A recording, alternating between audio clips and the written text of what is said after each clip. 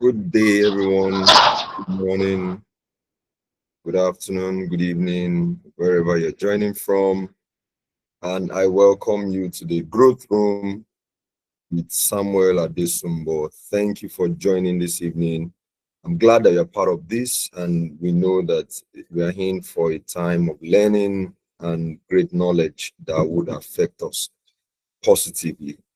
Last month, commenced this roundtable with a talk on CVs, improving our employability, and having a good place in our career and workplace. And this month, we are going to be looking at a very important topic. Of course, is one of the things that are any space you are looking at in Nigeria today. This conversation is going on, and the conversation is about the tax reforms that are coming up by 2026. They're going to be effected by 2026, January 1st. So it means that we have to guide ourselves with enough knowledge, guide ourselves with enough information so that we will not be at the negative part of this process. So, and that's why we've organized this roundtable to ensure that we can give ourselves appropriate information and knowledge that we require at this very time. So I welcome you on board to this growth room. We're talking about tax today. We're looking at the tax reforms 2026.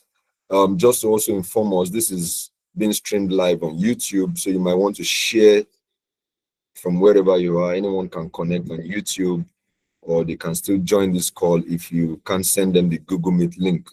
This conversation is important for everyone because it will definitely affect everyone in Nigeria, whether you're an individual, business owner, company owner, or employer, you are going to need this information.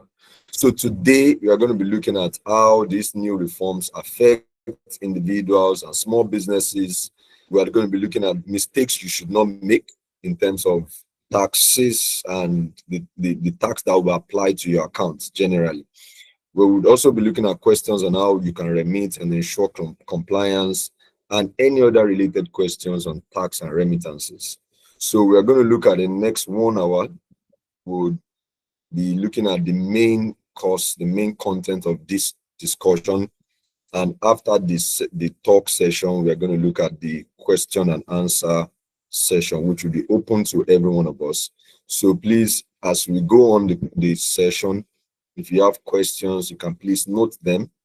We're going to take every question as much as possible, Of course, if there are gray areas that we need to come back to, that we need to research and go back to and all that, we can still come back to us and give us the information. But as much as possible, we are going to be giving us the required information that are the things necessary for us to note as we go into the tax reform year, which is the year 2026.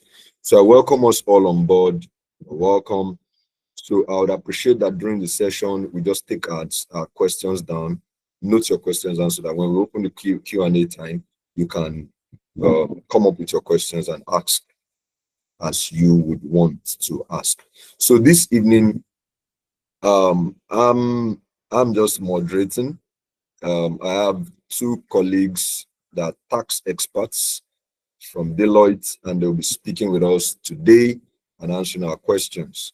We have currently Mr. John Omolosho, and Miss Love Bamidele would be joining us as we progress.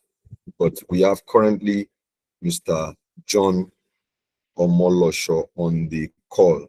So this evening, I would like to just give a brief of who we are speaking with.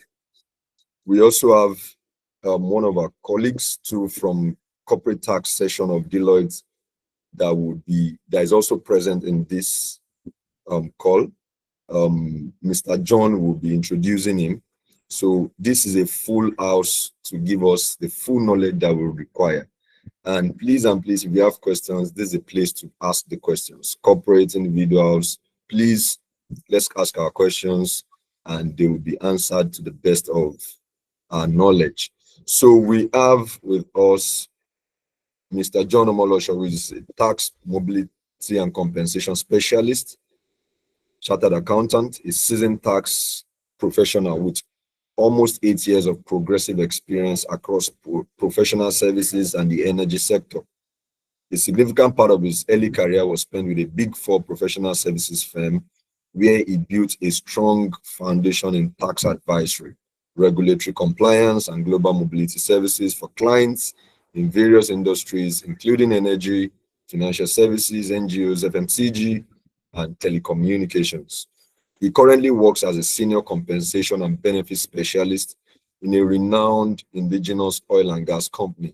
In this role, he contributes to reward strategy, payroll governance, benefits optimization, and policy development, bringing in a balanced perspective that blends technical tax knowledge with practical compensation expertise.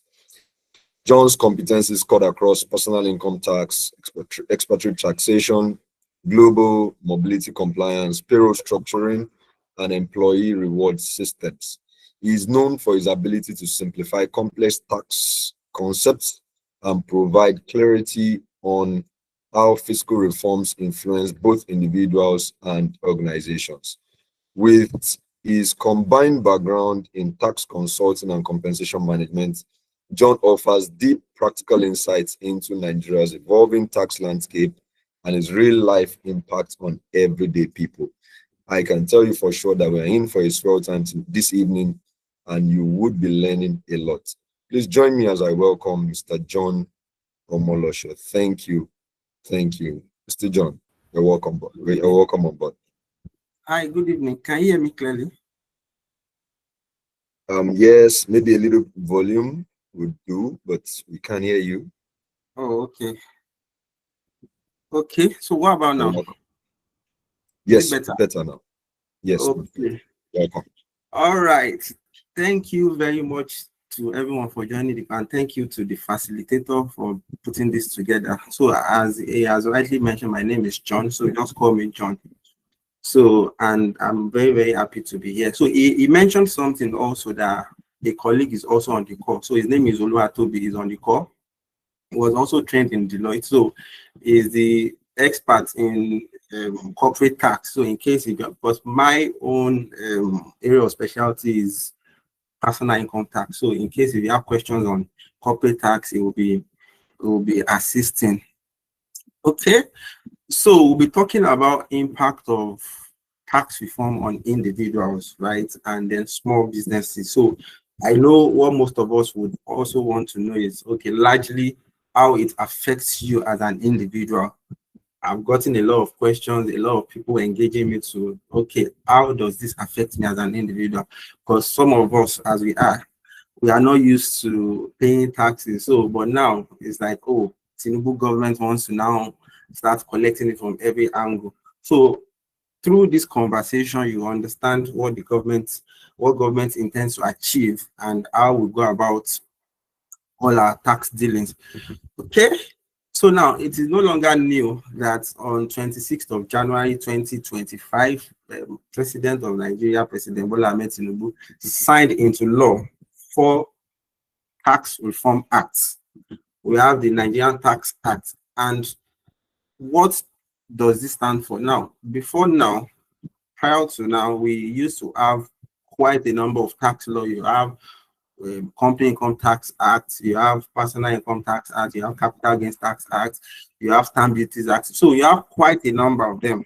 But now, what this particular tax act has done is to consolidate the fragmented tax law, because you will see things different ways and all of that. But now it's been consolidated, and it also helps to reduce tax duplication, because what you typically see before now is that you will see federal government charging you for maybe a particular tax, state governments will come for their own, and in fact, local governments too. So it helps to minimize duplication of tax across all sectors. Then we have the second one to be the Nigerian Tax Administration Act. So for short, we call it NTAA. Now, what this talks about is that, okay, for the Nigerian Tax Act, it talks about, okay, this is the law, right? How then do you administer what is in the Nigerian Tax Act? which is NTA, right? So that's what this NTAA helps us to do. It provides framework that will help each of the tax authorities to administer that tax, and also that will help each individual to know, or corporate organizations to know, okay, if I want to do this, how do I do it? Basically, so and it provides efficiency too for tax collection for tax authority. Now we have what we call the Nigerian Revenue Service Establishment Act. Before now, we used to have FIRS Establishment Act, but now this particular act repeals FIRS. So now, with effect from 1st of January, we will no longer have FIRS. What we'll have is NRS, and they are the ones saddled with the responsibility to administer this tax at the federal level. So, and it also expands their scope from just tax revenue to non-tax revenue. That's why you have it as Nigerian Revenue Service Administration. So now, you also have the fourth one is the Joint Revenue Board Act. And basically, what this helps to do is to foster collaboration between different levels of government. So federal, state, and local. What you typically see at times is that, okay, federal government will be asking you for a particular, maybe a particular document. State government will be asking you for that same thing. Then maybe look at, well, it's not as much at the local level. So, but what this helps to do is to ensure that, okay, there will be collaborations between them, exchange of information, and also it helps to protect taxpayers' rights too by setting up tax appeal tribunal.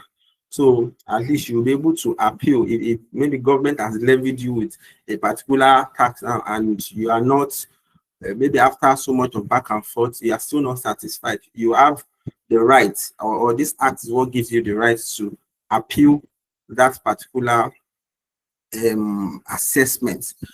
Okay, so now, what are the aims of this tax reform act? I know there has been a lot of misinformation, a lot of people saying that government is here to collect our money. Yes, of course, government wants to, but much more than that. What are the reasons why they carried out this reform? Number one is to broaden the tax base, right? So you will see there are quite a number of people that are making so much, but they are not paying tax. So, for example, quite a number of maybe content creators, social media guys, they make so much money, but they don't remit taxes. So what they want to use this particular reform, part of what they want to use this particular reform to do is to broaden that tax base such that if you as an individual, you are ordinarily supposed to pay tax, right, and you've not been paying it, then government will come for you. They will come for you.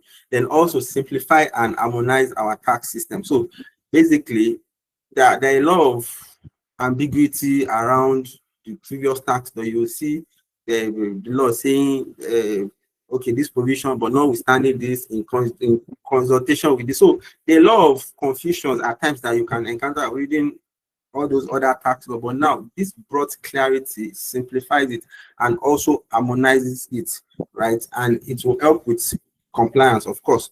Then boost government revenue. This is known to us. It's to also build or boost government revenue, right? If you look at it, they want to collect from more individuals.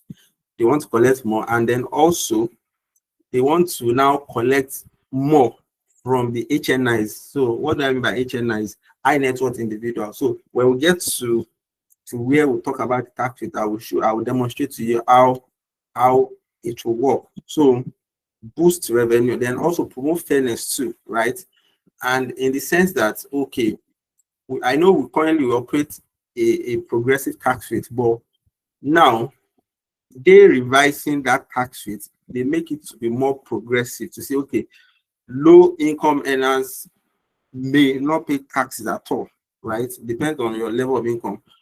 You may not pay tax, or you pay something lower than what you currently pay. Then mid-income earners too, depending on your level of income, you may pay lower or you may pay slightly higher.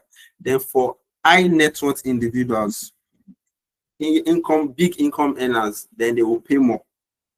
Get so then also to improve efficiency too, because really there are a lot of inefficiencies that happens at the tax authority side. a lot of corruption, a lot of revenue leakages, and also they want to embed real-time digital reporting into our tax system now, which will help to track this instead of having to do too much of paperwork and all of that. So it helps to improve efficiency to support growth, right? Which is also very, very important, because typically a country should be able to attract investment, right? But what we see today is that, a lot of investors, they don't want to come into Nigeria because they will see that, if I come, there are a lot of regulatory bottlenecks that they will have to face. You have to do this, do that. But now, this particular reform is to help attract investors and then also help encourage small businesses to grow. Okay. So now, drilling it down to how it then affects you as an individual, because I had mentioned that will be the main focus for us on this call. Now, as an individual, what makes you liable to tax? I will simply say that, you will be deemed to be liable to tax if you are tax resident in Nigeria, right? If you are considered to be tax resident. And what are the things that can make you to be considered tax resident? Number one, you are domiciled in Nigeria. Domiciled is a big English, right? If you are physically present in Nigeria, so and you earn income, then you will automatically be in the tax net. Then you have your second one is you have your permanent domestic use in Nigeria also. So maybe you have your house, office, and all of that in Nigeria. Then automatically you are in the tax net. Then habitual abode in Nigeria. So you have where you hide yourself in Nigeria, or basically still linked to the second point that you stay here in Nigeria, you work here, you do things in Nigeria, then you will be considered to be tax resident. Then if you have substantial economic and immediate family ties, so your family members, they are here, or you have maybe an economic activity that you do here in Nigeria. So maybe you reside in Ghana, for example, now, and then you have a big business here that gives you income, then you may be deemed to be tax resident here also. Then talking about 183 days rule too, if you live here for minimum of 6 months in a 12-month calendar year, right, you will also be deemed to be tax resident for that particular tax year. Then talking about diplomats too, because diplomats will typically not be taxable in the host country, because you will still be seen to be like a Nigerian resident. So that's how it is. Now, talking about how this tax reform, or what are the changes, or what are the things that this tax reform is now bringing that will then affect individuals. So what I have done here, so that at least we'll be able to put things into right perspective, is to tell you what the old provision is saying, what the new provision is saying. I got a question last week from someone to say that, I've not been paying taxes, but now with effect from 2026, I want to start paying. Then the person now asked me that, if I'm declaring my income in 2026, will I still pay tax on that of 2025? And the answer is yes, because it's going to be retroactively applied, because some of these things, they were already in the law. They're already in the Personal Income Tax Act. It's just that the level of enforcement is quite low. So if they ask me that, people, ordinary or income earners, are they ordinarily supposed to be liable to tax, even based on the existing law? The answer is yes. It's just that, tax authorities are not able to track things and all of that. But now, updates to personal income tax rates. Before, we used to have a progressive rate of 7% to 24%, depending on your level of income. So if you earn, and this is in line with Schedule 6 of Personal Income Tax Act, which is still currently valid up until 31st of December this year, right? So if your first 300,000 is taxed at the rate of 7%, the next 300,000 is taxed at the rate of 11%, the next 500,000 at the rate of 15%, the next 500,000 again at the rate of 19%, the next 1.6 million at the rate of 21%, then the next 3.2 million at the rate of 24%. Now, this annual, this rates, right? And then these figures you are seeing, they are the annual figures. So, and what you typically see is that because your payroll is, you run your payroll on a monthly basis, then you then prorate on a monthly, but all these figures, they are actually annual rates. Now we are going to shift from that to a new tax, a new graduated tax rate now, which is from 0% to 25%. So, and one thing I need to mention to you is that this figure you are seeing, please, if you are not speaking, or let me say, everybody should mute their mic for now. Maybe when it's time for question and answer, you can unmute, and or when the moderator gives instruction. Okay. So now we have the tax rate to be from 0% to 25%, right? And all of these figures, I wanted to say, all of these figures you are seeing, they are actually based on the taxable income. I'm going to explain what taxable income is. Your total income is not your taxable income, right? So the new tax rates, 0% to 25%, the first 800,000 is at 0%, which substantiates what I mentioned earlier, that for low income earners, they may not pay taxes now. Again, the next 2.2 million at the rate of 15%, the next 9 million at the rate of 18%, the next 13 million at the rate of 21%, the next 25 million at the rate of 23%, then anything above 50 million is at the rate of 25%. So this looks more progressive now, because if you will see that the figures have gone up with the tax rates, right? So if you are earning big, you pay higher. In fact, you pay very much now. Not very much, don't quote me for that, but you pay higher than what you pay now. But if you are a mid-income earner, you may pay lesser than what you currently pay.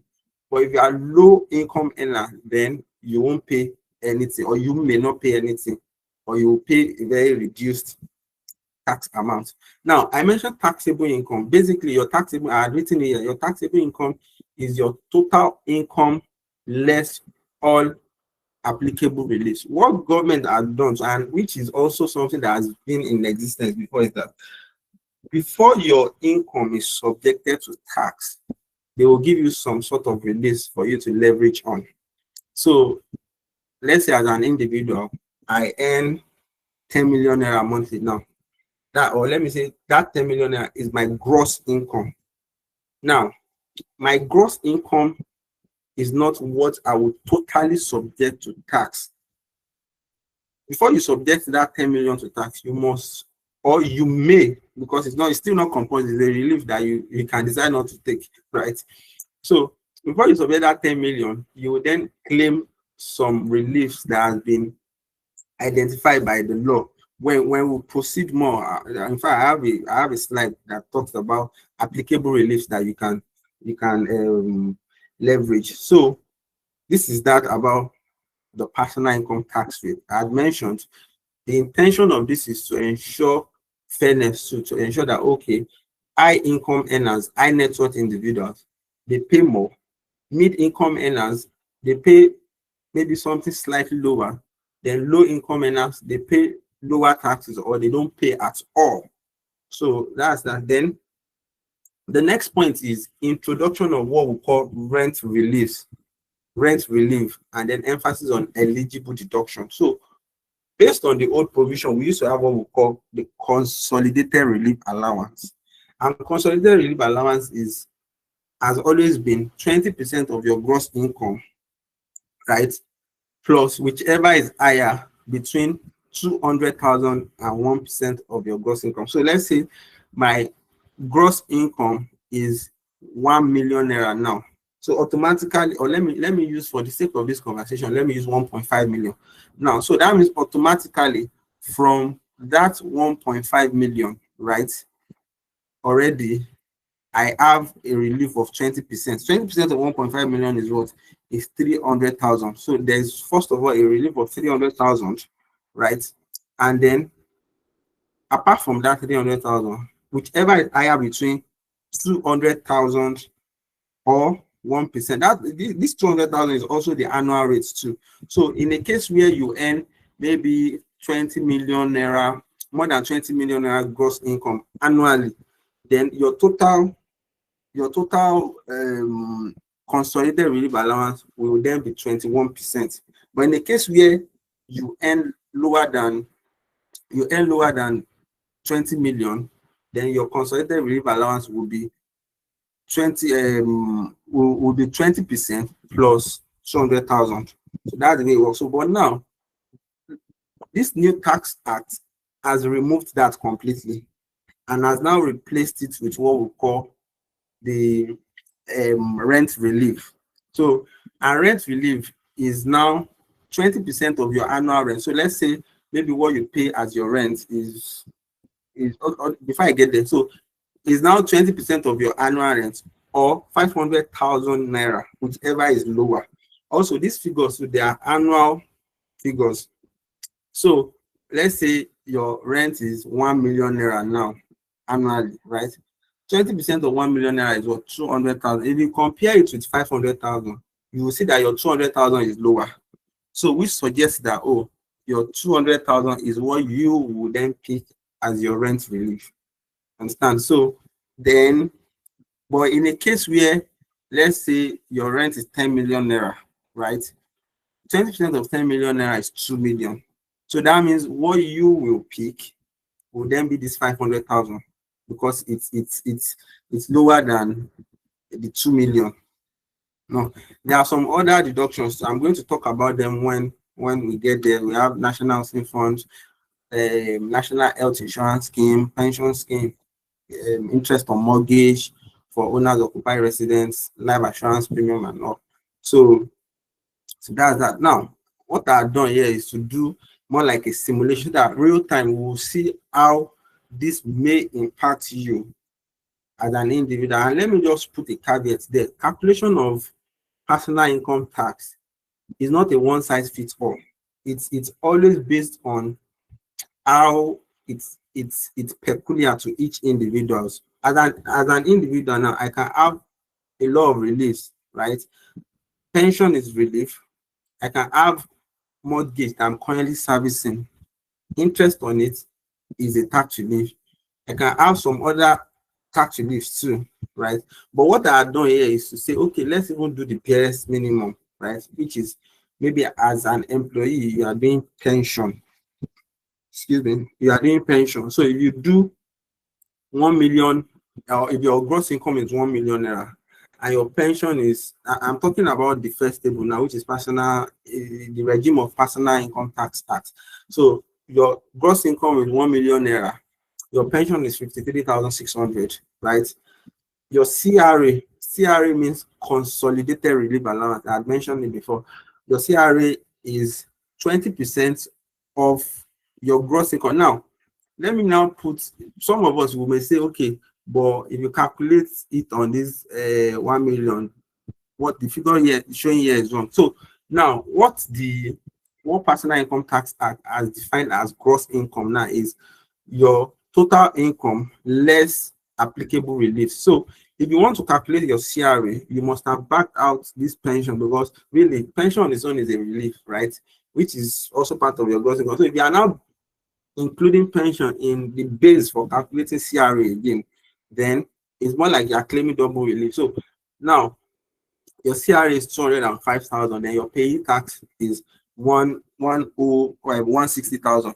Now, if you look at the new tax reform act now, the Nigerian Tax Act, you would see that for someone that earns 1 million, right, the person is going to pay lower tax, right? And I had used this rent, I had assumed 500,000 as the rent relief across all of these calculations. As I mentioned to you, it's largely, or it's dependent on what you pay as your rent. Rent relief is whichever is lower between 500,000 or 20% of your annual rent. So, and it is quite important too that you have documentary evidence of the rent that you pay, maybe a receipt from your landlord or something to just show or maybe tenancy agreement or something that you, because in the event that you get a call from the tax authority to say, you are claiming this, okay, can you substantiate it? So you'll be able to then show the government. So for someone that earns 1 million, the person will pay lower tax, 1 million monthly now. Then moving on to 2 million too, using this simulation, this scenario of, okay, employee pension, right? Person will also pay something slightly lower, so 303 naira. But when they now move forward, you would see that, oh, under the new tax act now, the individual will now pay something higher. So if you have gross or total income of 3 million monthly, you now pay 33,000 higher. So moving like that, like that. Okay.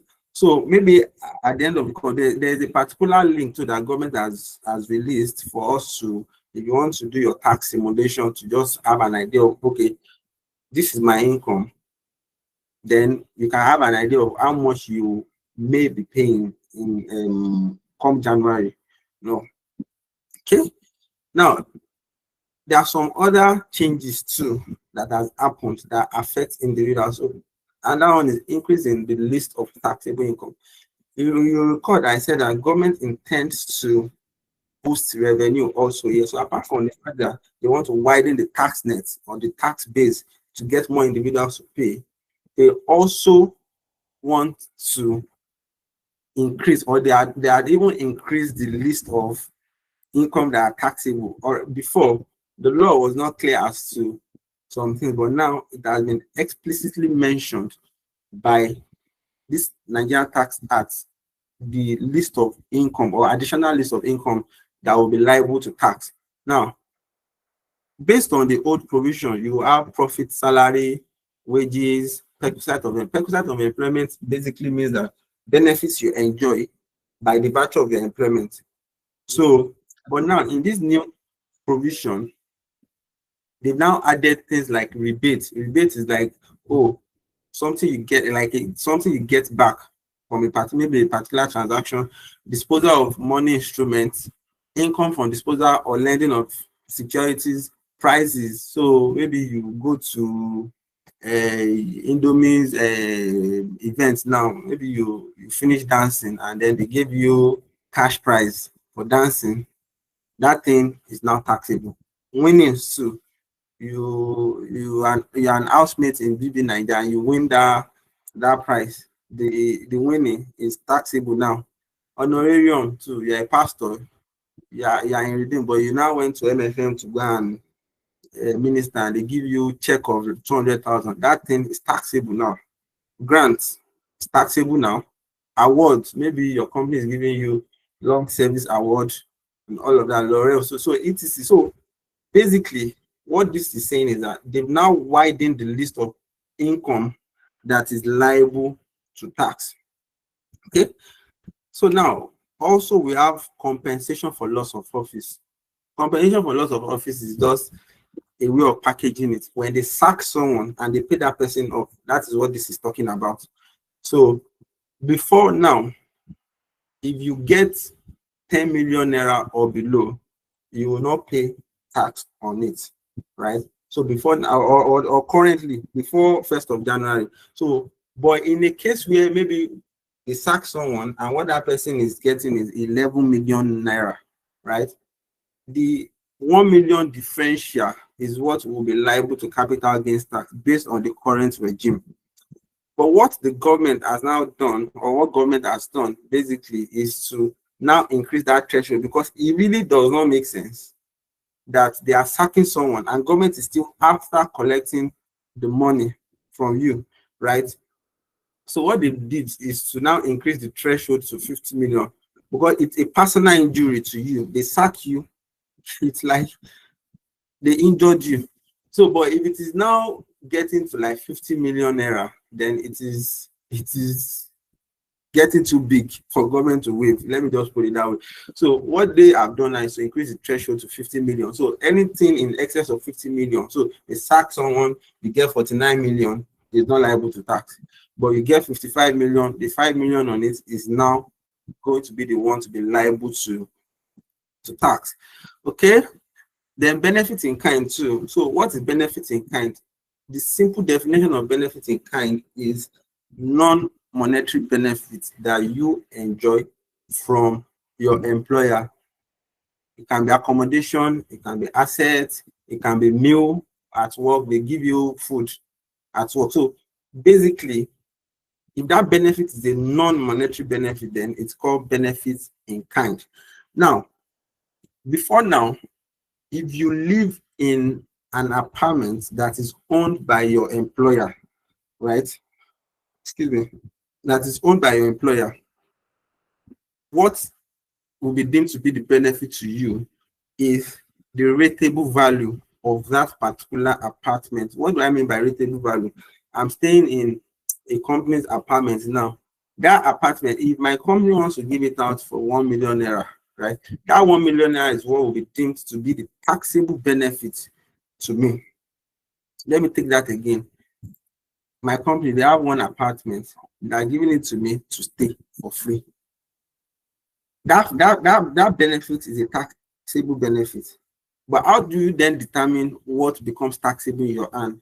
So if the company would have ordinarily given it out for 1 million naira, maybe to an outsider, then that value is what will be deemed to be the taxable benefit. But now, NTA has now capped the amount that will be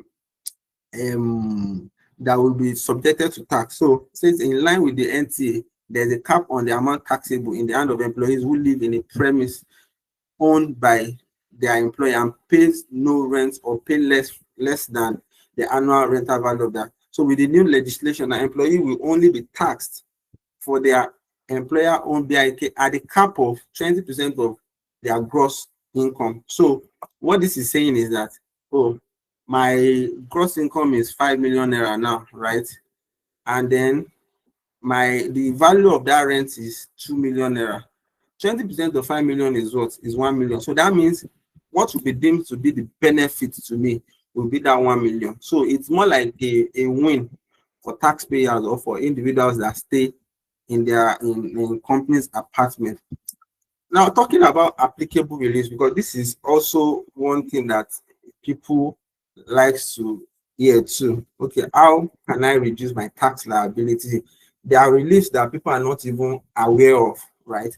I mentioned the statutory pension contribution. So your own contribution, because you know pension contribution is both that of employee and that of employer. For employees, 8% of minimum of basic housing and transport, right? Then the employer is 10% of minimum of basic housing and transport.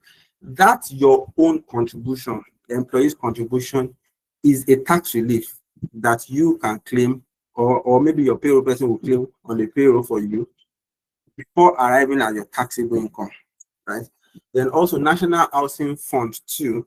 I know National Housing Fund is no longer compulsory for individuals in the private sector now, but in the event, because National Housing Fund basically is like contribution to the Federal Mortgage Bank for you to be able to get loan, to affordable loan, to develop your own owner-occupied residence, right? So, but it's not compulsory, but in the event that you are contributing that, right, you will be able to also claim it as a form of relief.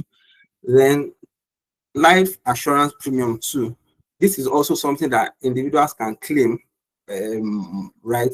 If you pay a premium in respect of your life or that of your spouse, right, you'll be able to claim it as a form of tax relief. And you can claim what relates to the prior year in the current year. So let's say I made contribution in 2024, right? I can only claim that relief in 2025.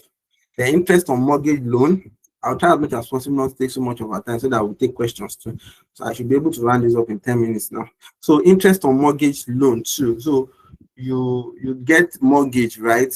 You are servicing that mortgage. The interest element on that mortgage is also a form of tax relief. There are quite a number of individuals that are doing this and they don't even know that they can leverage that to reduce their tax liability. Then talking about voluntary pension contribution too, you know, there's a statutory one which is 8% of your basic housing and transport.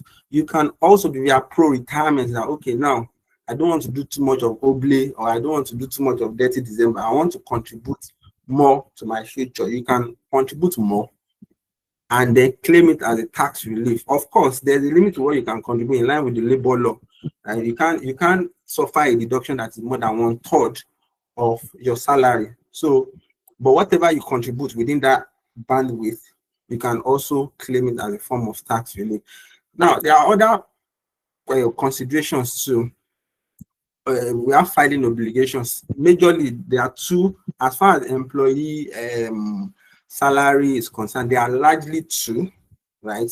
One relates to the employer. They call it employer's tax return. I didn't capture it here.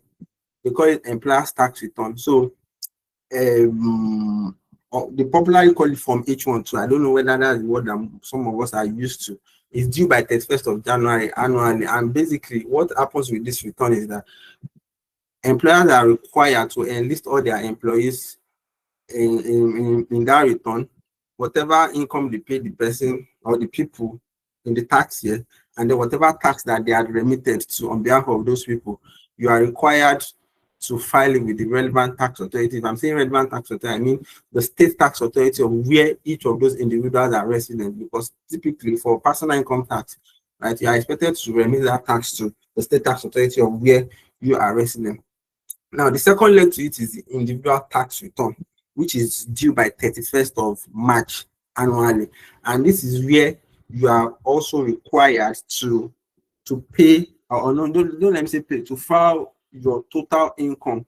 So including your employment income and other income. So let's say your employment income is 100 naira now, right? Then from your side, maybe you sell research on WhatsApp, you sell good on WhatsApp, or you dance for a living, or as a side also, whatever other income you are earning too, you are supposed to add it to your employment income and then declare everything to the government at that point. The expectation is then that tax authority will then raise an assessment based on the current provision. That tax authority will then raise an assessment for you to pay that differential on the personal income you had earned, right? So that's that. But now, what the new tax law is saying is that if there is maybe if you have income that has not been subjected to tax at the point of filing, you are expected to self-assess yourself, calculate that tax, and file the evidence of payment together with that tax return. So that's what this new law is also saying. The tax identification number too is very, very important. As an individual, whether you are taxable or you are not taxable, whether you are a low income earner, you are first of all supposed to be in that tax net. You are supposed to have that tax identification number as an individual.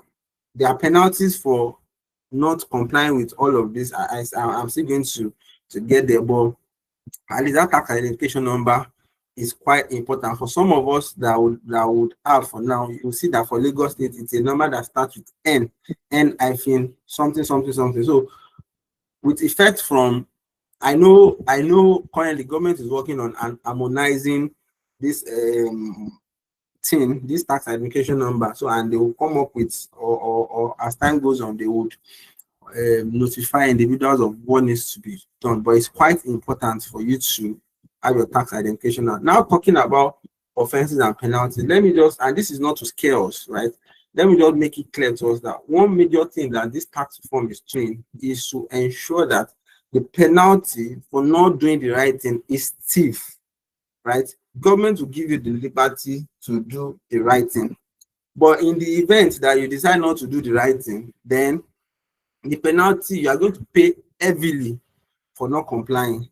So that's what they done. I've highlighted some of these penalties as they relate to individuals. The first one is if you fail to register for tax, right, you will be liable to an administrative penalty of 50,000 in the first month in which the failure occurs, and then 25,000 for each subsequent month. Imagine, maybe some of us can start calculating our penalty in this regard, but that's on the lighter mood anyways. So then also, and this one too, if you have people maybe that work in supply chain, or maybe you are part of the team where you handle contract in your organization. This second point is is extremely important. If you're a lawyer too, this is something that you need to also be flagged into within the company to say that in a case where a statutory body or a company awards contract to an unregistered person, that is someone that does not have tax identification number,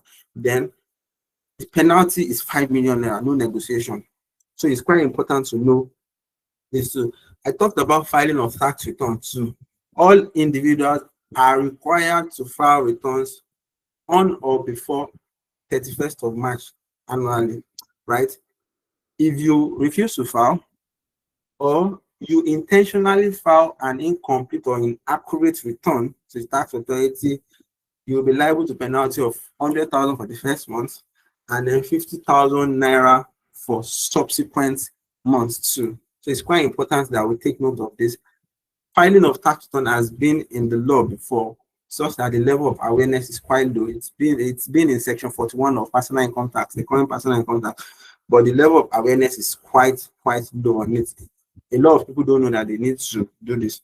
The failure to keep records too as an individual, it is quite, and one thing that I also want to beseech or my counsel to you is that this new tax regime, right, ensure that you keep good records of your dealings, because it's quite important in the event that tax authority comes to checkmate you or to check your, to say, okay, you've declared 100 naira, but based on the way we see you, you should be declaring 120.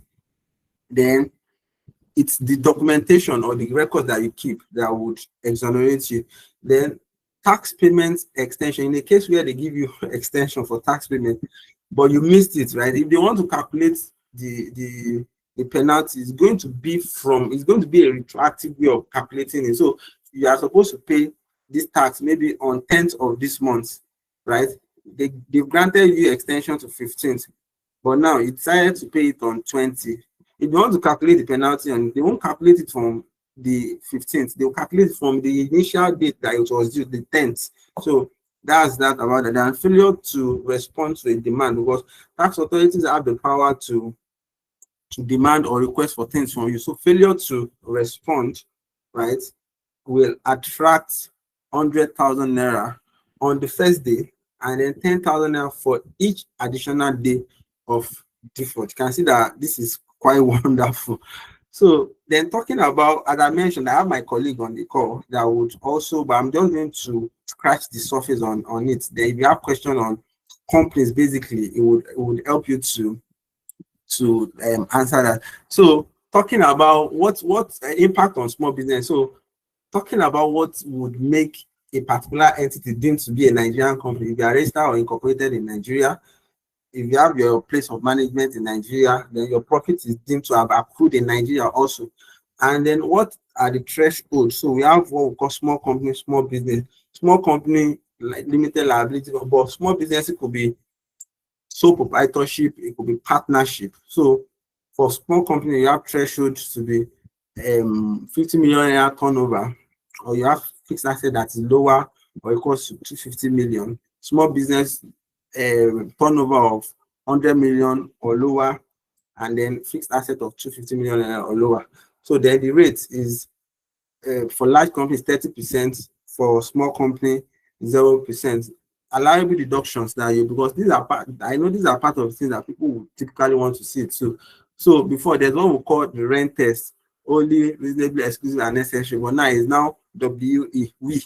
So only and exclusive. So what it means is that if a particular expense is going to be claimed as a form of tax relief, right, it needs to be only incurred for that business, and then it needs to be exclusively incurred too for the business. Then research and development expense too, so which is less than or equals to 5% of turnover, right? This also helps innovation for people to research, and salaries and wages and employee. Of course, that is liable to personal income tax, so it shouldn't be liable to corporate tax again. Donations too, approved donation, right? Then inventory losses, foreign currency expenses, operational expenses too, because also this also helps to build businesses and all. Then talking about VAT exemption under the Nigerian tax act, we have quite a number of them. I don't want to keep repeating them. I'm going to share these slides with the organizer so they share with us, and then we'll have a view of it. Then VAT at 0, we have some items that are exempted from VAT, and we have some that are 0%. So it's still going to be the same thing. So we can look at them when we get the slide. So now, this is the last part of my slide. So what should you then do as an individual or as someone that is deemed to be tax resident? The first one is to, first of all, understand that in this new tax regime, right, and based on the way government has been creating that awareness, tax evasion will be nearly impossible now, because there are quite a number of ways that the government wants to be using to track individuals now through unified thing, returns by financial institutions. There's a provision in the NTAA which says that when you receive inflow of a particular amount for individuals for up to 25 million in a month, banks are to report it to the government. Then for companies, I think it's 100 million. I'm not quite sure of that. So banks are to report those things to the government, so that at least government will be, because in a way, government would go for companies and individuals. They will first of all go for companies and individuals where they know that they can collect more. Then also know what applies to you. The sort of compliance I mentioned, the individual tax filing, then reliefs too that are applicable to you, incentives. Then capacity building too is important, and which is why when I started my conversation, I had to thank the organizer, because this is a very good one, a situation where you try to sensitize. So attend events that you would use to, in fact, you can do paid trainings too, to ensure that, okay, you know, you are not caught in because ignorance, they say, is not an excuse. So you do so much of capacity building, equip yourself with needed information and all of that. Then stay compliant too. I used to say something that compliance is cheaper. You get, compliance is cheaper actually. Carry out impact assessment. What do I mean by impact assessment? Tax health check to say, okay, based on what I have been doing, right? Have I actually been doing the right thing for the company I work for, right? Or like at times, even when I'm less busy, I used to just check to say, okay, even before I took over from this person, right? Let me check what this person has done on behalf of the company to see whether there are things that we need to correct before tax authorities come for us. So do impact assessments, check things that have been done, do health check, also forecast to say, okay, what are the things that I need to put in place to forestall future issues. Then prepare ahead of implementation too. You can say next year is far. Next year is no longer far. Next tomorrow, we are getting to December. In a month's time, this Tax Reforms Act will be effective. So start preparing now. If there's something you need to do, you need to consult, please consult and prepare. So also engage professionals too, people that will be able to really help you, advise you well. There are a lot of fake people outside. Yes, I've seen a lot of fake posts and all of that, but know the right professionals to engage. So this, I'm going to leave you with this concluding thought to say that the 2025 Tax Reform Act marks a significant evolution in the Nigerian fiscal landscape, placing greater emphasis on transparency, self-assessment, and digital compliance for individual taxpayers, whether employees, self-employed professionals, or entrepreneurs. The reform demands heightened level of awareness, responsibility in managing income, documentation is key, and then reporting obligation. So that's the end of my presentation. If you have any question, or let me give the floor to the moderator to moderate the rest of the meeting. Thank you very much. Thank you so much. This is awesome. Thank you. I'm sure we've all learned a lot, and the part where we couldn't dive deep into the company tax. If you have questions around it, please, we can raise it now. So if you have questions, please just raise your hands from your reaction button so that I could call in the order of how we've raised our hands. So please, if you have questions, let's raise our hands now while we take the questions. Thank you. Mr. Chimobiogwe, please go ahead. Okay. Okay. Anyone? It's out of the call already. Okay. So anyone, you have questions, please raise your hands, then I'll call anyone. Okay, so thank you so much, Mr. John. I'd like to ask, and for instance, for all of us, just to get more clarifications on this, that in the part of at the first part of the slides where we had the salary thresholds for the 2 million, 1 million, there was a part where we had 800,000 minimum. Is that monthly or annual salary? Okay. Is it monthly or annual salary? Okay, thank you for that question. So maybe you missed that part. So I mentioned that it's the annual tax band actually. You get so okay. Yeah, it's not monthly, it's annual. Not monthly. Okay, yeah. Okay. So just for us to get more clarity on that. Then any other questions? Or okay, maybe I'll just keep doing these clarifications while we look at this thing. So I also wanted to ask, so that maybe we reiterate, how would this tax be deducted or enforced? So will it be monthly, quarterly, annually, or what would be the process like? What would the process look like? Okay, thank you. So now when it comes to individual tax payments, right, we have two ways it can be done. We have people that are largely, it's called personal income tax, right? So but that personal income tax can be divided into two. We have people that are under the payee scheme. So payee is pay as you earn. So those are people under paid employment, right?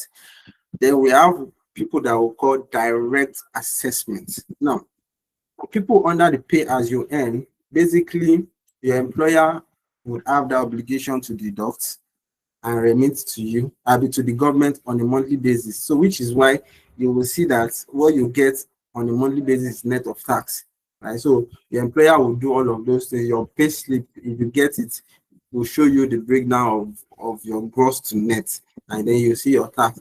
But for people under direct assessment, what direct as it implies, direct assessment, that you are not under any company, but you need to still pay that tax. So what will typically happen is that, okay, for the whole year, so let's use 2025 as an example now, and which is where that documentation is also quite important, right? So for the whole year, whatever income that you've earned, you are expected to declare it to the tax authority by March. You remember that I mentioned that March is the due date for filing of individual tax return. So from January to December, what I earned was maybe 20 million naira now. I would have to aggregate that and declare to the tax authority. The way it used to work was that, oh, you declare, then you wait for government to assess you.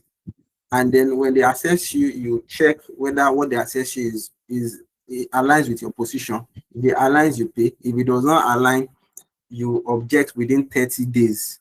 And then you do your back and forth, you do reconciliation, and then come up with a landing. But this new tax act, now what it's saying is that, oh, if you are even under direct assessment, right, your annual income is 20 million. At the point of filing, you calculate that tax yourself and pay it and file the evidence of tax payment together. If there's any differences whatsoever, you guys, if I'm saying you guys, you and the tax authority will come back to it and resolve your differences. But you will pay the incidental tax when you are filing and also declare your income. I don't know if that answers your question. Yes, please. Yes, please. Thank you so much. Thank you. Okay, so we have Bukola Babalala. Please go ahead. Please go ahead with your question, ma'am. No, trying to unmute. Okay, can you hear me? Yes. Yes, we can.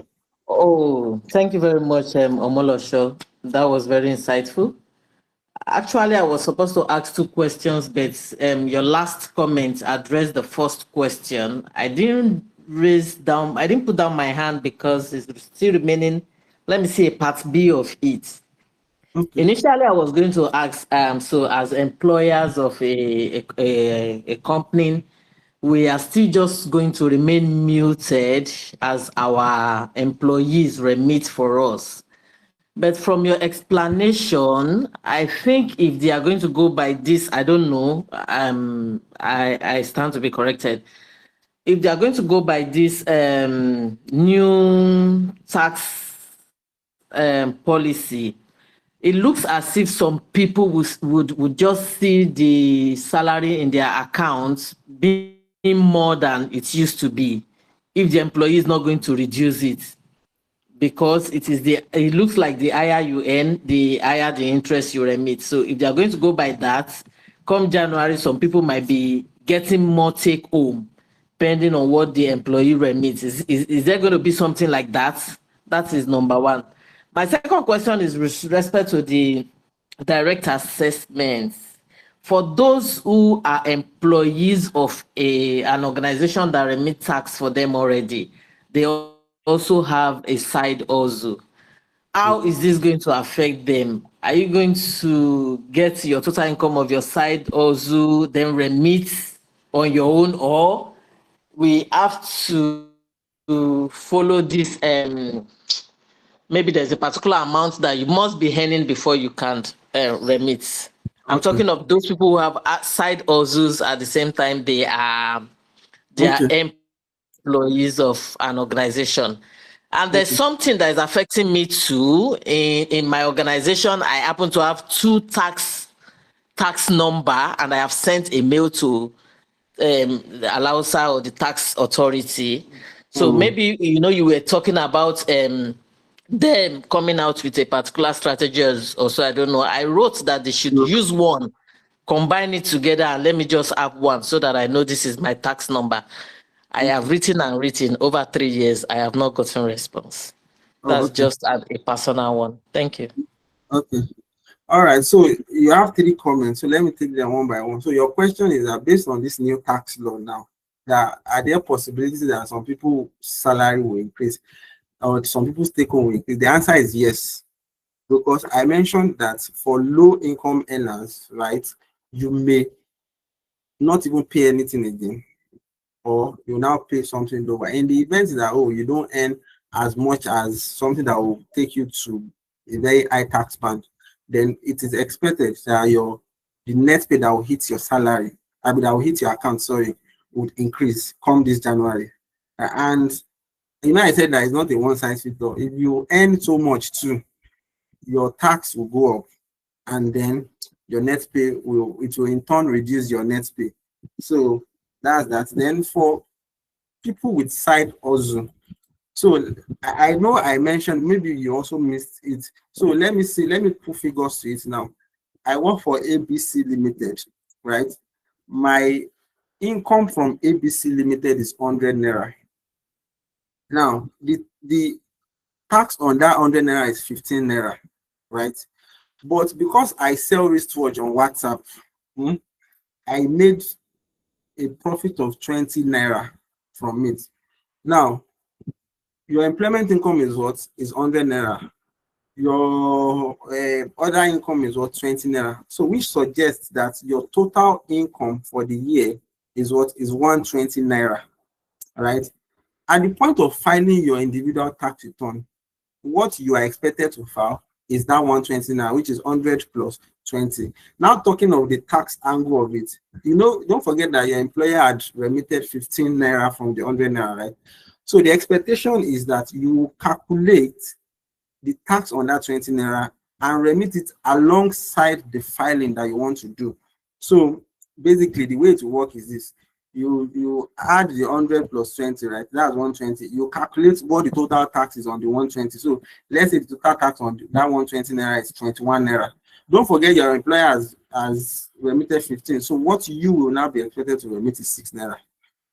So then the third one, you said you have double tax ID. Well, maybe you can take it outside. It's something I can help you to consolidate. I know I've had cases of people that that used to have double tax. It's not supposed to be, right? they are supposed to consolidate. So at the point of consolidating, you will then indicate to the tax authority to say, oh, this is your preferred one. So maybe you have N-1, 2, 3, then another one N-4, 5, 6. You send it to the tax authority and then indicate your preferred one that you want to return and then consolidate. But if you're having issues, you can take it offline. I can assist you to execute that. So I don't know if that covers your 3 comments, ma. It does perfectly. Thank you. So in essence, you are saying that my side also, irrespective of the total income, I must remit tax. Well, the total income. So if you are saying the total income, it's also, you also need to be clear to it, right? So let's say you use 5 naira to buy. I don't know why I keep using wristwatch. Maybe because I like wristwatch, right? You use 5 naira to buy that wristwatch that you want to sell. Now you now sold it for 7 naira. Now 7 naira will enter your account, but in the actual sense, 7 naira is not your income per se. It is 2 naira. The difference between the cost and the income. So that 2 naira is what you then take as you carry as your income. You understand? Yeah. Okay. All right. So any other question? Great. Thank you, Ma. Thank you, Mr. John. Any other question? Okay, we have Ogunle Similolo. Okay, please go ahead. Good evening, and thank you very much for this enlightenment, and yeah, I really appreciate. So I want to ask, is there like a structure in terms of remitting the tax itself? Because when you were mentioning, you just mentioned remitting.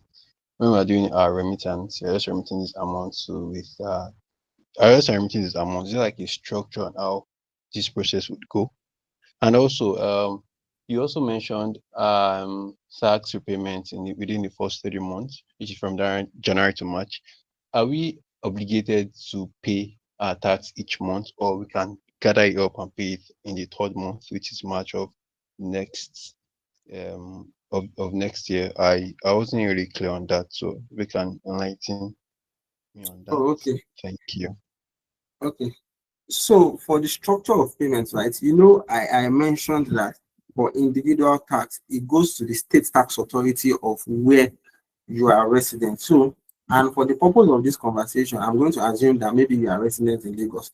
Now, before I assume, each of those tax authorities, they have their own different, and I'm hoping that this new tax regime would help to unify how all of these things are done. Each of those tax authorities, they have their own different way of tax remittance.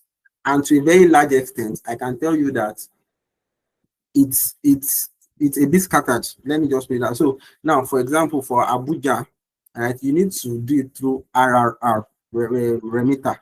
Right? For some tax authorities, you need to do what we call pay direct. But for Lagos State, what would typically happen is that there's a sort of, well, for if you are paying under payee, right, there's a sort of monthly filing that you need to do, and then you generate what we call bill of reference. You must generate that bill of reference, and that bill of reference is what you will then use to make that payment to the tax authority. So let's say what you want to pay is 50,000 now. You go to the portal, to the tax portal, you generate that bill of reference. So that bill of reference will carry the 50,000. It's more like an invoice, basically. You generate that invoice, but they call it bill of reference. And then the 50,000, you select whichever bank you want to make it to, or whichever way you want to do it. You make that payment to your preferred bank, and then you then share the bill of reference to them for them to allocate that payment to the bill of reference. So once you do that, you automatically see your tax receipt on your tax portal. Now talking about payment timeline. Now I said, and I want to assume also that you are talking from the angle of self-employed individuals, right? Now, if you are what's it called? If you are self-employed, the expectation is for you to declare your income at the point of doing your annual tax filing. So for 2025 now, your January to December tax and income, you are typically expected to do the filing in March of 2026. So at that point, when you are filing your return, you will also calculate the tax on your income, right? Of course, you may be able to maybe get private rulings from the tax authority to say, oh, maybe based on your cash flow, you want to, because like at least in practice, I had gotten one before, private ruling to say that, oh, you get the tax authorities approval to say, oh, let me spread my tax. Maybe after calculating, my tax is like 50 million. Just for typically, you're supposed to what pay that amount, upload it together with your annual return and file. But of course, you may be able to. I'm not quite sure whether that will be permissible in this new regime. But you may also be able to get that price rate. Say, okay, let me just spread this. I know I've done it before. So, but to answer your question, you are expected to make that payment based on the way the law is now. The NTAA, the Tax Administration Act. You are expected to upload the evidence of payment at the point of filing that return. So, I don't know if that answers your question. Yes, it does. Thank you very much. Okay. Okay, thank you. Thank you. Okay, so we have a question in the chat box, which I also wanted to touch later on, which is about if you have a side also registered as a business name and the turnover is below the tax threshold, will it be tax exempt? That's one. Then to add to it, what will be the tax threshold for a business name? And I mean in terms of income. Okay. Thank you. Okay, so it actually depends. Now, you know, when I was doing the what's it called, my presentation, I mentioned the threshold for small companies and small businesses. Now, it also is also largely dependent on the structure of your business. You know, I mentioned that, oh, it could be sole proprietorship, it could be what's it called? It could be partnership. If you operate a sole proprietorship now, what I can tell you for a fact is that you are also going to be treated like as an individual. So you have your turnover, right? You remove all the incidental expense. After you remove all your incidental expense, right? And then you now get what we call the profit element of it. It will then be subjected to the personal income tax, that graduated rate that I showed you, the 0% to 25%. Right. So I don't know if that answers your question. Okay. I'm waiting for the okay. So Mr. Yanu, does that answer your question? Does that answer your question?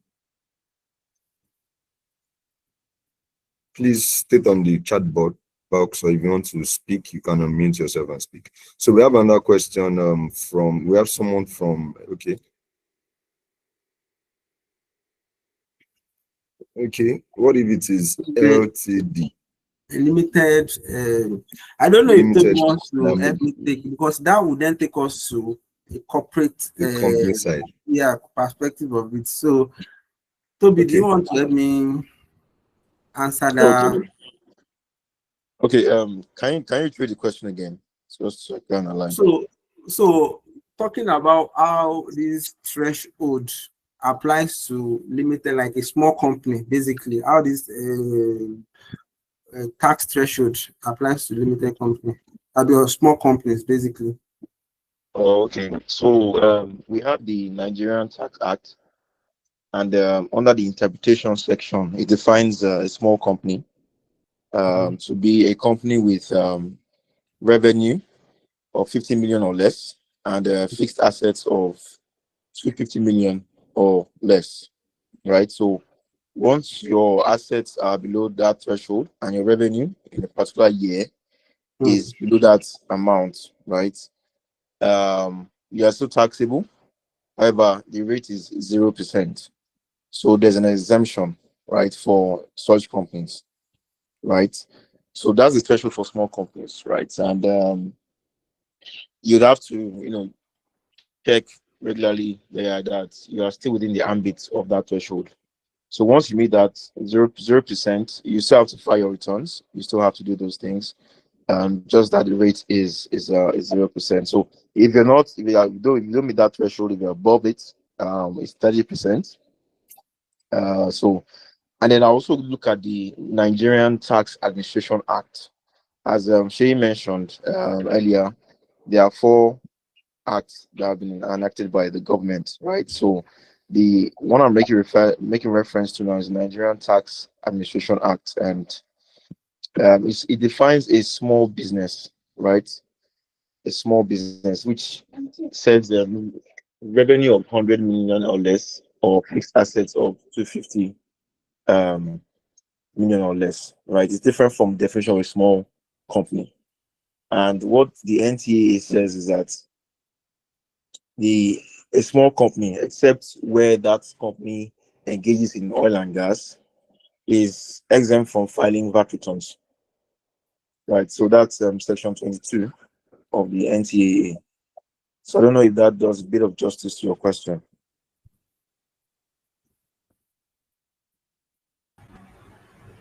Okay.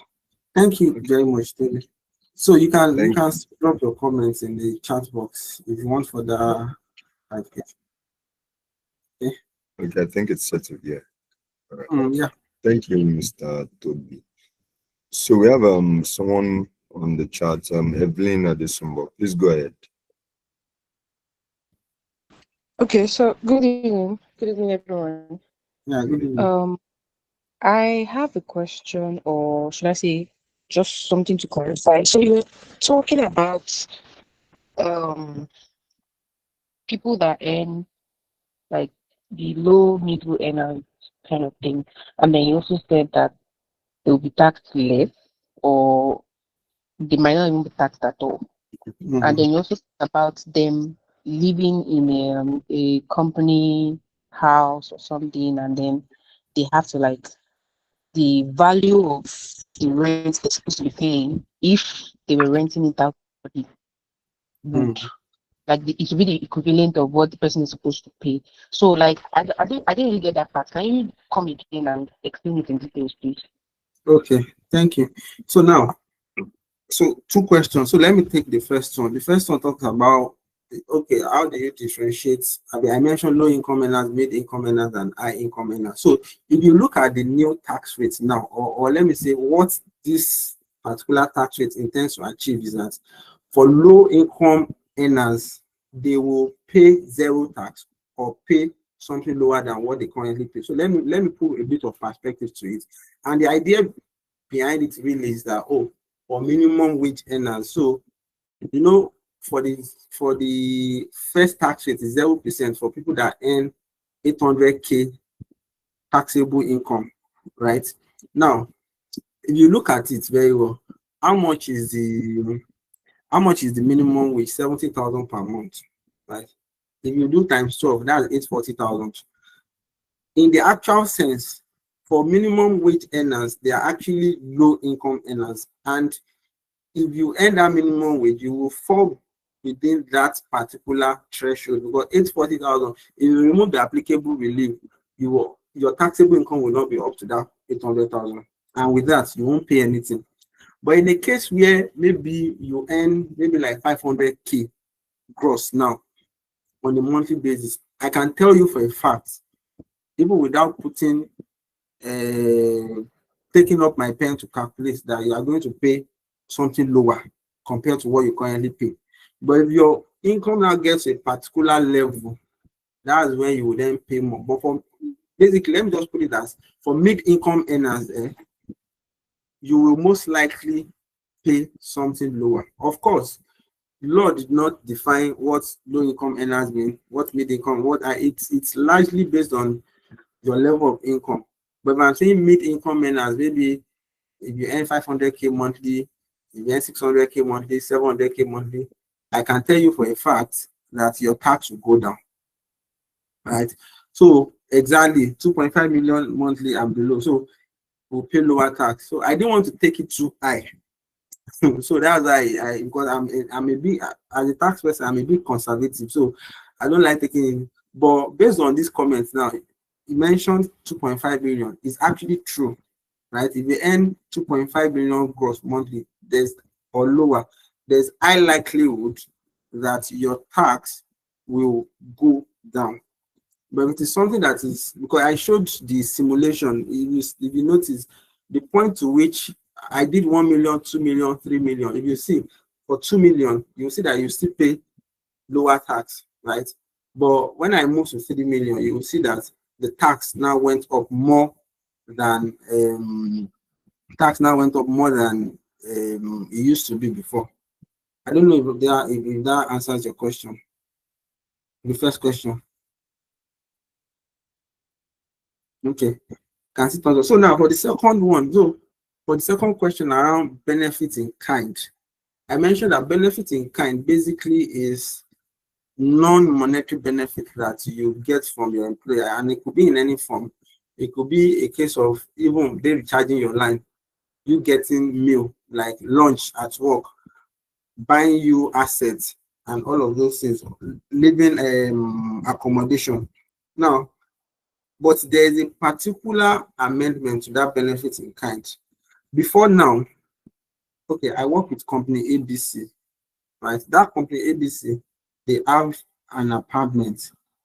They are giving it to me to stay based on the existing law, right? If the company rents that apartment out, whatever they should ordinarily have gotten from renting it out will be deemed to be the tax benefit to me based on the current law. But now, what this new tax law is saying is that, yes, if I'm staying in my company's apartment, I am still going to be seen to be getting a taxable benefit, but it's going to be capped at 20% of my gross income. That's changed to it. So it's more like a win for the taxpayer. So let's say the apartment is 2 million naira now, right? That's what they would have gotten if they rent it out. And my gross income is 5 million, right? So 20% of 5 million is what? 1 million. So that 1 million is what will be deemed to be the taxable benefit to me. I don't know if that clarifies your question. Okay, I think that works. Do we have any other question? Oh, yes, we do. We have one on the chat box which says, for people like bus drivers and similar workers, bus drivers, artisans, market women, how would they be taxed, considering that most of their activities involve cash and very little electronic transactions? So those are the people in the informal sector, right? And largely, those I want to believe that those are part of the people that may be considered as low income earners that may not even pay if you aggregate whatever they get, that may not even pay at all. But I know, based on what government is currently doing, right? They are deploying quite a number of intelligence to ensure that they track. For now, I'm not quite sure of how they want to track that, because there are people in the informal sector. But at least government, they are saying that they are going to track it. I'm not quite sure of how that will be done. So that's that. Okay, thank you. So I would like to also know if, so for instance, for those that do contributions, let's say I'm receiving contribution from like 10 people, like this thrifts and all that, where someone collects this month and that person this month. What would those monies be considered as my income? And if yes, how would the person go around that? Because it's not the person's money actually. Okay, so there are some funds that we call them pass through. Do you get pass through? My friend sent me 100,000 now for me to help him buy maybe a bag or something. That money is not my income. It's just a pass through. It's passing through my account, and which is where we talked about documentation too. Now I mentioned I did so much emphasis on documentation, making sure that all of your, like most of your activities are documented. So, and it will just be like a way of you guiding yourself, so to say, or guarding yourself when the tax authority comes for you. But if I'm going to give you a very straight answer, I will say no, that particular money is not taxable. It's not income to you. Okay. Okay. Okay, great. Thank you so much. I don't know if there are still any questions from any one of us. Okay, we have Akim Busayo Ogunyemi. Okay, please go ahead.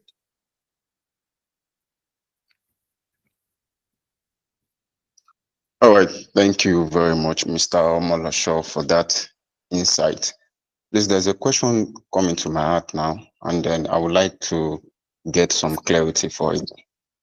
Now, when it comes to tax payment, you mentioned that it is the company that you work for that will be saddled with the responsibility of remitting your tax payment. Now, I want to ask, is there a platform whereby you can follow up on the remittance? Is there a platform for it? That's the first question. Now, the second question is, in the early days when the information about tax registration came out, we were informed on the process to go about it. But then at a point, a link was sent that people should use that link to do their registration. Even in the early days, we could see even some people, the place where I work, registered through that platform. But even till now, there was no feedback, because part of the process, they explained that like the link or the registration number will be sent to your Gmail. But then even till now, we've not been able to get any feedback from those platforms. So I want to confirm if those platforms are real, and if there's any other platforms that you can register and get a valid feedback or information. Thank you. Okay, thank you very much for that. So the first question is, how do you follow up with your company to ensure that they are accurately remitting your tax? So if I'm going to give you a straight answer on that, I can say that you can always walk up to your, whether the HR person or the finance person, to demand, okay, you need a breakdown of whatever has been done for you, the tax payments too. And also, if you get your pay slip on a monthly basis, so you'll be able to see whatever tax that is being deducted.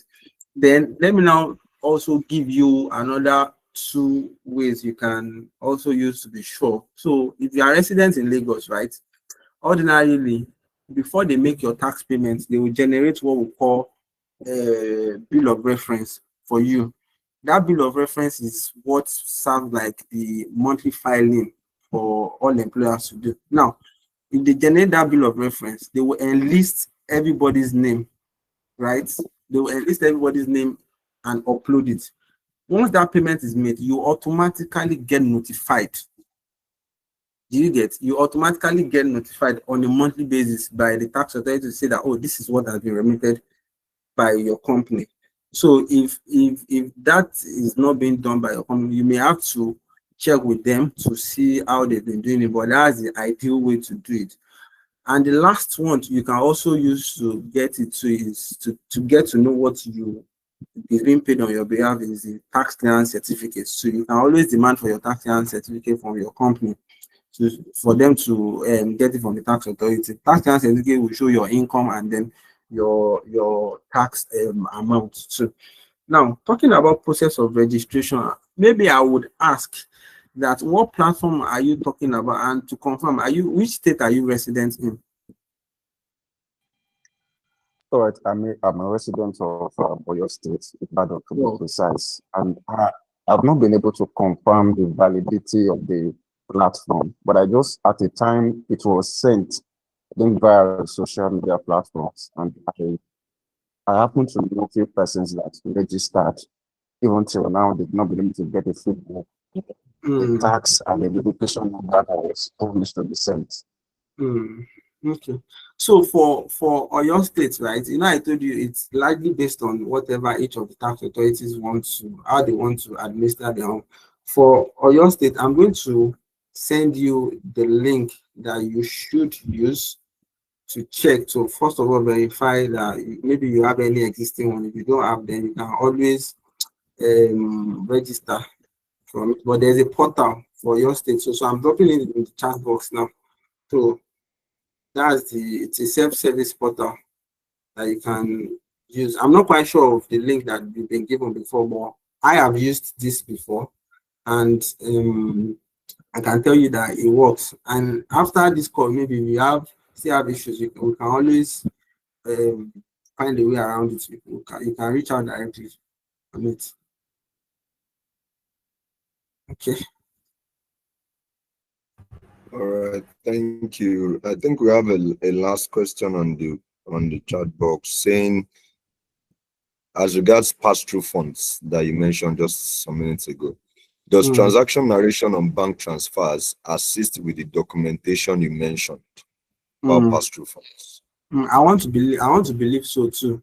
And because if the person sending to you puts narration, also if it is a pass-through form, at some point that money will leave your account soon. You agree with me? So narration, also the corresponding outflow too, can also help you explain what that fund is used for. Get. Okay. Great. Thank you so much. I think we do not have any hands and we do not have any questions on the chat box currently. Okay. And with this, we want to really appreciate you for your time and for being here to okay, we have one hand. Sorry, okay, I just wanted to chip before we take that. I wanted to chip something. So what I want to say is that I know on this call, right, we won't be able to address everybody's concern. People may have issues that they deal with maybe in their company and they may need assistance. So you can always reach out at any point in time, and then we'll know how we can help you. Even if it is a corporate tax, you know, I mentioned the other person too that answered that question. You will be able to also assist. So just to point that, but I can see that our time is actually really over stressed. Yeah. Okay. Let's have Ismail. Then we can move on. Okay, Ismail. Okay. All right. So we would be dropping his contacts. I can reach out. So Mr. John, will you be dropping your contact, please? Yes, I'm dropping it now. Okay. I'm dropping it in the chat box. All right. So thank you so much for every one of us that have joined. I'm sure it's been worth our time so far. There are two important information that have been dropped on the chat box currently. His WhatsApp number, which is Mr. John's WhatsApp number. And there's also a link I sent earlier for anyone interested in getting the slides. You want to go back to it again, you can check the slides. And of course, please fill the form where we'll be collecting your emails for us to send the slides to you. Then also, okay, for those that probably maybe you have someone that missed this session, there's also a live streaming that has been recorded on Adesumbo Samuel on YouTube. So you can please still you can replay this again. You can check through places where you've missed, maybe you joined late. You can watch again over and get the information required. If there are other information you need pertaining to this, you can send them to me or to the WhatsApp number for Mr. John anytime you want to. And I think with that, we've come to the end of this session. As I said, if you want the slides, please fill the Google form. It's going to be helpful. And any questions you have, you can reach out to Mr. John. I also want to appreciate your colleague. Is it Mr. Toby, right? Toby, yes. Toby. Yes. Please, we appreciate you. Thank you so much. Thank you for that insight. And so I'm sure if there are information, if there are questions on corporate and all, when we send to Mr. John, it can be reached through you, so we can get our answers through. So thank you so much. Thank you so much. In the absence of any question, the form is not coming up, really. Please try again, ma. Or can someone confirm if the form link, because once we end this call, you might not see the link again. I'm not sure if you will still see the link. Please, if you want to fill in the form and you want to get the slides, kindly try it now so that you can be sure. Can someone try?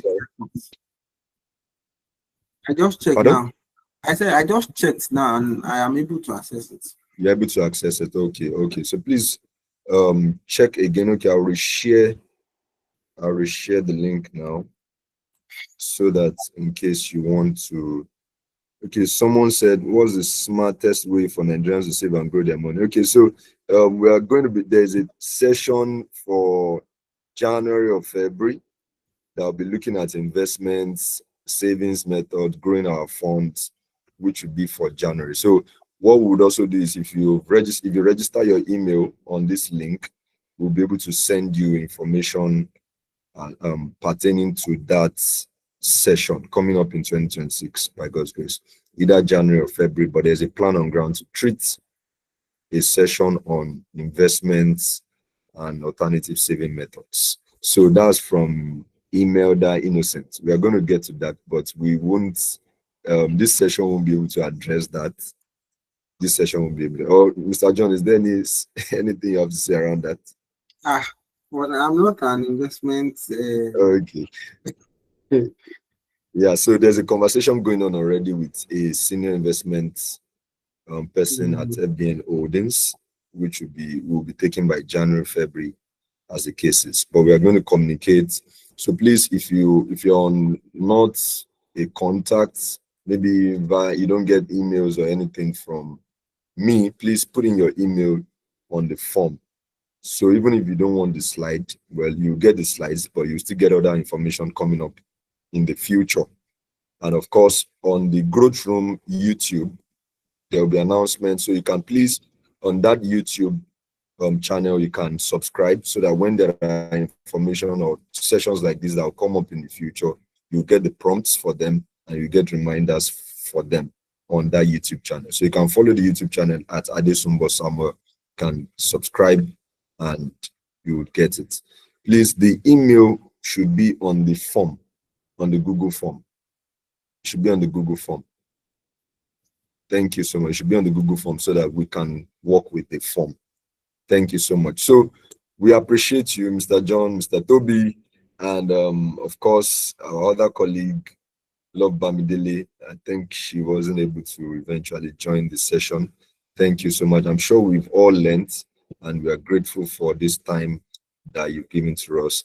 I'm sure we are growing. I'm sure we have learned a lot in this process. So please, let's keep up this learning and this knowledge. Let's check the slides again. Let's watch the video again. It's be on our YouTube page. Let's check it again, learn again. And in fact, you might want to educate other people around you. Share with them. Let them also learn. And of course, as we go on by next year, we'll be able to, January, February, we'll talk on investments, we'll talk on finance, and so many other things that we'll be looking at by God's grace. So in the absence of any questions or any other information, I'd like to say thank you everyone for joining, and I'm sure it's been worth our time. Thank you and have a blessed evening. See you at the next roundtable. Thank you. Thank you everyone. If you need the slides, fill in the form. You want to get other information next time, follow our YouTube at Adesumbo Samuel, subscribe on the channel, and you would get other further information in the future. Thank you.